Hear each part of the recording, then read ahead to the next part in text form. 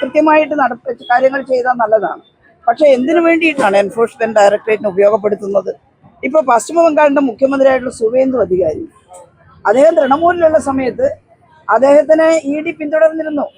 അതുപോലെ തന്നെ കേന്ദ്ര ഏജൻസികൾ അന്വേഷിച്ചിരുന്നു. അദ്ദേഹം വേഗം കൂറുമാറി BJP ചേർന്നപ്പോൾ EDയും ഇല്ല, കേന്ദ്ര ഏജൻസികളും ഇല്ല. ഇത് ഒരാൾ മാത്രമല്ല, ഒരുപാട് ആളുകളുണ്ട്. ഞാൻ എല്ലാവരുടെയും പേര് പറയുന്നില്ല. അതിനുവേണ്ടി ആയിരിക്കും ഇത് ഉപയോഗപ്പെടുത്തുന്നത്. അതുപോലെ കേരളത്തിൽ ഇപ്പോൾ കരുവന്നൂർ ബാങ്കിന്റെ പ്രശ്നം എന്ന് പറഞ്ഞിട്ട് നമ്മുടെ K. രാധാകൃഷ്ണൻ MP അടക്കമുള്ള ആളുകൾക്കെതിരെ അന്വേഷണം പുറപ്പെടുവിച്ചിരിക്കുകയാണ്.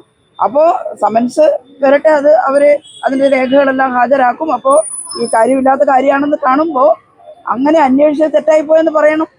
പ്രതിപക്ഷ നേതാവിന് സമൻസ് കൊടുക്കുന്നതും മകൾക്ക് സമൻസ് കൊടുക്കുന്നതും രണ്ടായി തന്നെ കാണേണ്ടതില്ല.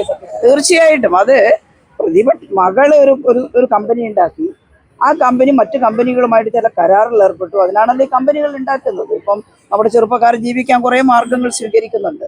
അപ്പൊ അതെന്തെങ്കിലും ഉണ്ടെങ്കിൽ മകളുമായിട്ട് ബന്ധപ്പെടുത്തേണ്ട കാര്യമാണ്. അവരതിന് മറുപടി പറയും. അവർ കൃത്യമായിട്ട് എനിക്ക് തോന്നുന്നു മറുപടി പറഞ്ഞു കഴിഞ്ഞിട്ടുണ്ട്. അതെല്ലാം ക്ലിയർ ആക്കും. അത് പ്രതിപക്ഷ നേതാവുമായിട്ട് അതിനെ ബന്ധപ്പെടുത്തേണ്ട കാര്യം ആ കേസിലില്ലല്ലോ. ഓക്കെ.